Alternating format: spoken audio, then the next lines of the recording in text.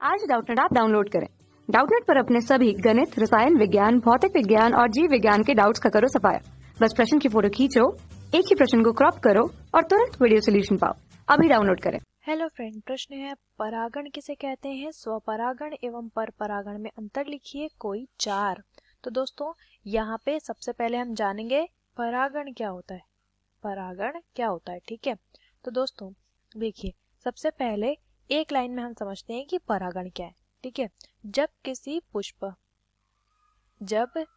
पुष्प का परागकण उसी पुष्प के या अन्य पुष्प के वर्तिकाग्र पर जाकर गिरता है, तो दोस्तों इस प्रक्रिया को हम कहते हैं परागण, ठीक है। इसे हम ऐसे भी कह सकते हैं कि पराग कोश में जब पराग कोश में होता है स्फुटन, क्या होता है? स्फुटन होता है, और स्फुटन के कारण परागकण बनते हैं। और ये परागकण जब उसी पौधे या किसी अन्य पौधे के वर्तिकाग्र तक पहुंच जाते हैं तो वहां तक इसके पहुंचने की क्रिया को ही परागण कहते हैं, ठीक है। अब हमें यहाँ पे बताना है स्वपरागण और परपरागण में अंतर। तो दोस्तों परागण के 2 प्रकार होते हैं और दोनों ही प्रकार के नाम हैं। पहला प्रकार होता है स्वपरागण और दूसरा प्रकार होता है परपरागण, ठीक है। अब यहाँ पे हम क्या करेंगे, इनमें अंतर देखते हैं तो हमें ये भी पता चल जाएगा कि ये स्वपरागण और परपरागण क्या होते हैं। परपरागण, आइए देखते हैं इनमें अंतर। तो दोस्तों सबसे पहले स्वपरागण, पहला अंतर, ठीक है। जब एक ही पौधे के पुष्प, ठीक है, ये पुष्प कैसे रहेंगे? द्विलिंगी रहेंगे। जब एक ही पौधे के पुष्प के परागकण उसी पौधे के कहाँ पर गिरते हैं? वर्तिकाग्र पर, तो ये क्रिया स्वपरागण कहलाती है। और जब एक पौधा, वो पौधा एकलिंगी या द्विलिंगी भी हो सकता है, जब इसके परागकण कहाँ गिरते हैं? किसी अन्य पौधे के वर्तिकाग्र पर, अन्य पौधे के वर्तिकाग्र पर गिरते हैं, तो इसे हम परपरागण कहते हैं। दूसरा, यहाँ पे पुष्प का द्विलिंगी होना आवश्यक है।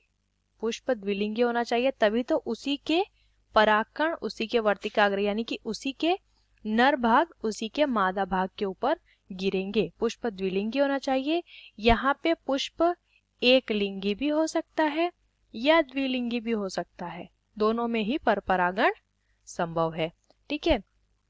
तीसरा अंतर ये, यहाँ पे किसी भी साधन या यूं कहेंगे बाह्य साधन, किसी भी बाह्य साधन की आवश्यकता नहीं होती है। यहाँ पे स्वतः ही स्वपरागण जो है वो देखने को मिलता है। लेकिन परपरागण के केस में ऐसा नहीं होता। यहाँ पर एक पौधे के परागकण दूसरे पौधे के वर्तिकाग्र तक पहुंचाने के लिए हमें साधन चाहिए होता है, कोई साधन जो कि उसे परिवहन करके ले जाए, जैसे कि ये वायु के द्वारा संभव हो सकता है, जल के द्वारा या कीट के द्वारा भी ये संभव हो सकता है, ठीक है। हमारा चौथा अंतर दोस्तों, इसके द्वारा उत्पन्न पुष्प, स्वपरागण द्वारा उत्पन्न पुष्प जो होते हैं वो छोटे और कम आकर्षक होते हैं। कैसे रहते हैं?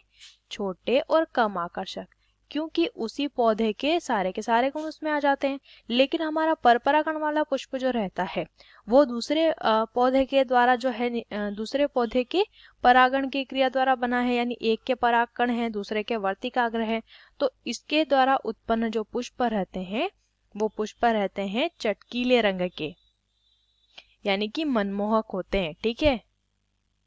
चटकीले रंग यहाँ लिखेंगे, ये कैसे रहते हैं?